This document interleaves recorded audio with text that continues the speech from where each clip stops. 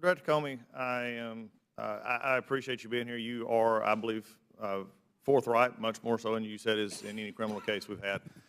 But I'm also still in the military. I'm still in the Air Force Reserve. I went to my drill back in July. I was hit by an amazing amount of questions from different service members on this issue of how does the former Secretary of State get to do this, and yet we have members of the military who are prosecuted all the time. Your statements earlier were fairly startling when you said, I don't know if anybody else has been classified this. Just since 2009, the Department of Justice has prosecuted at least 7 people under the Espionage Act, all for very similar cases. Now, you said go look at the facts. Well, we're looking at the facts in these cases.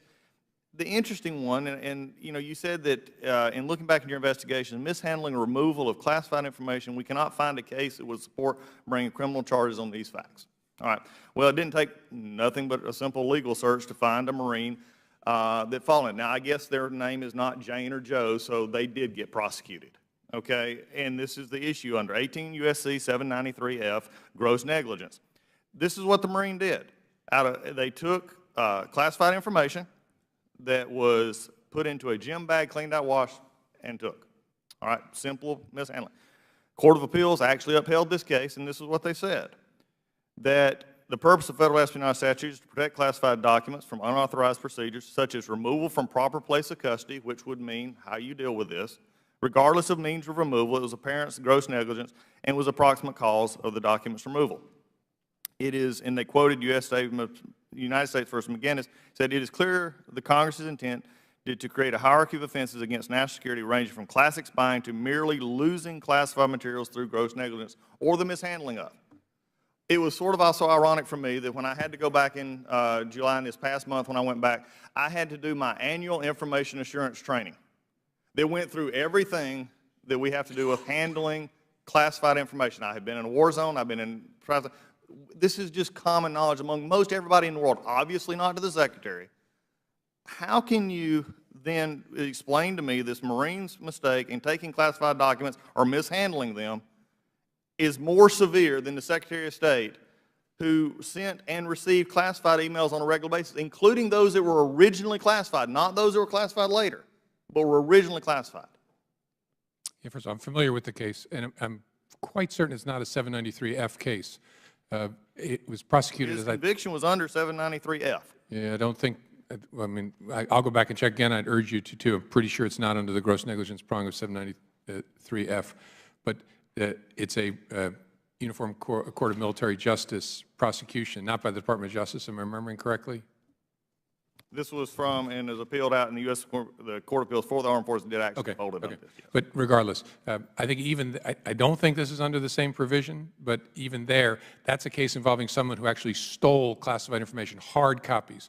What people need to remember, and I don't say this to make a little of it, I think it's a very serious matter. What happened here is the Secretary used an unclassified email system, her personal system, to conduct her business. And let's just stop right there. That in and of itself, and I understand this, Dr. Comey, we've been through, you've been through a lot of questions, I apologize. But let's just come back to the basics here. We're trying to parse that I didn't have such a Sandy Berger or all these others who've been prosecuted, they took a hard copy. In today's society, and even understanding if you go through any information assurance class, anything else, they tell you it cannot be on a personal laptop. In fact, there was another chief petty officer who had classified information on a personal computer. It went back and forth to war zone. That is not physical documents. It's on a, to parse words like that is why the American people are fed up. They're fed up with the IRS commissioner when he does it. They're fed up here. I'm not attacking your, I think you're one of the more upright people I've met. I think you just blew it. I think the Attorney General blew it. I shared this with her. And I think when we come to this saying there's no other way that you can say that there's no others that resemble this, as a lawyer, you're taught all the time to take facts and put them, they may not be exact, but they fit under the law. You can't, I mean, so I guess maybe I'm going to change the question because we're going to go down to a dead end. You're going to say it wasn't. But let me ask you this. I want to change questions. Do you honestly believe that a lady, a woman of vast intelligence, who is the First Lady of the United States, who is a senator, who had access to classified information, all the members here do, who was Secretary of State, who had even further classification ability even beyond what we have here. Do you believe that in this case, honestly, she was not grossly negligent or criminal in her acts? First of all, I don't believe anyone other than my wife. My question is, what evidence do I have to establish that state of mind? And I don't believe I have evidence to establish it beyond a reasonable doubt. Then really what we're saying here is this. And this is in essence what you're saying. You said, I can't prove it, and I understand. There's a lot of folks out there in the law that, they come to us all the time. I'm an attorney as well, and they come to and say, it's not what we know, it's not what we think, it's what we can prove. I get it. But here's the problem with this, and this is the person who's asking to lead this country. If she can hide behind this and gleefully get approval from the FBI through an investigation, which has been covered here thoroughly, then I just do not understand. She is either the most arrogant, which probably so, or the most insanely naive person we've ever met. Because when I actually show evidences of basically the same thing, which you can take facts and correlate to law, this is why the armed forces right now have the new term called the Clinton defense. I didn't know. I didn't mean to. It's on my. It's the Clinton defense. With questions like this, Director, we have give the ability now to where nobody takes this seriously.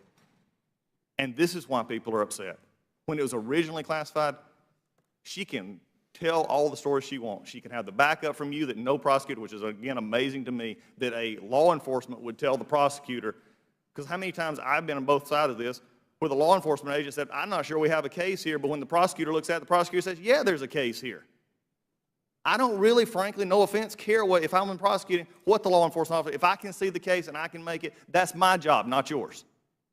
And yet now we have a whole system that has been turned upside down, not because I don't believe your honesty of your people, but I believe you blew it because you, frankly, didn't have the whole situation into effect where the FBI would look political. And unfortunately, that's all you've become in this. And it's a sad thing because y'all do great work. You have do great work, and you will do great work. But I think it's time to start, we just bring down the curtain. There's a wizard behind the thing, this Hillary Clinton, who is playing all of us because she's not that naive. She's not stupid. She knew what she was doing because she was simply too bored. If she, God forbid, gets into 1600 Pennsylvania Avenue and just gets bored with the process, then God help us all. Mr. Chairman, I yield back. Mr. Chairman, there's only two. The Director is permitted to respond. Yeah. Two pieces of that I need to respond to. First, you said hiding behind something. This case was investigated by a group of professionals. So if I blew it, they blew it too. Career FBI agents, the very best we have were put on this case, and career analysts. We are a team. No one hid behind anything. American citizens should insist that we bring criminal charges if we're able to investigate and produce evidence beyond reasonable doubt to charge somebody.